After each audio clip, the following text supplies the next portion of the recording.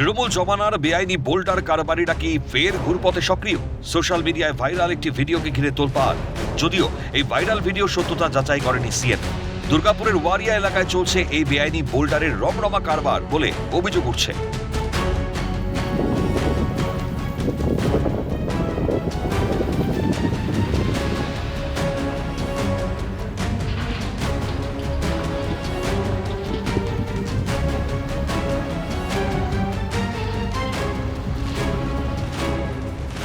সূত্রের খবর, তৃণমূল জমানায় দুর্গাপুরের ওয়ারিয়ারের দিকে এই বেআইনি কারবার চলত, যার ভাগের টাকা পৌঁছেও যেত সবার কাছে।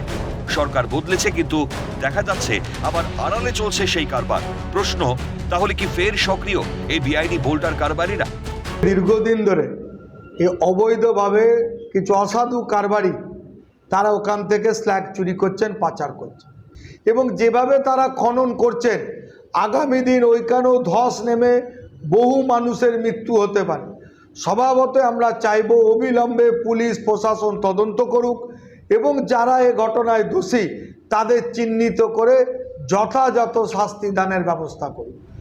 দুর্গাপুরের দুই বিজেপি বিধায়ক লক্ষণ চন্দ্র ঘড়ুই এবং চন্দ্রশেখর বন্দ্যোপাধ্যায় সাফ জানালেন, কোনো বেআইনি কাজ করতে দেওয়া হবে না। পুলিশকে এখনই ব্যবস্থা নেওয়ার কথা বলবেন তারা। পরিষ্কার পার্টি বার্তা দিয়ে যে কোনো অবৈধ কয়লা, বালি, বোল্ডার কি চলবে না। তারপরেও কারা বা কার মদতে কীভাবে করছে আমার জানা নেই। আপনারা বললেন, আমি খবর নিয়ে আইসিকে, ওসিকে ফোন করছি, সিআইকে ফোন করছি। কোন অজ্ঞাত কারণে কার নির্দেশে এই বোল্ডার চলছে আমি জানতে চাই। মুখ্যমন্ত্রী বলেছেন কাগজপত্র করুন, বৈধতা মেনে পড়ে কাজ করুন, আমরা কোথাও কেউ হস্ত করতে যাব না।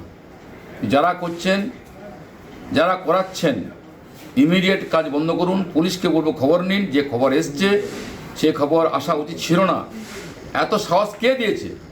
আমি যদি এই ছবি স্পেসিফিক থাকে আপনাদের কাছে, আপনি আমায় দেন, আমি আসানসোল দুর্গাপুর পুলিশ কমিশনারের সাথে কথা বলবো, ইমিডিয়েটলি স্টেপ নেওয়া হবে। যারা করছে তাদেরকে অ্যারেস্ট করা হবে। এখন এই বেআইনি বোল্ডার কারবারের বিরুদ্ধে কি ব্যবস্থা গ্রহণ হয় সেটাই দেখার। রাজেশ সেনগুপ্তের রিপোর্ট, ক্যালকাটা নিউজ।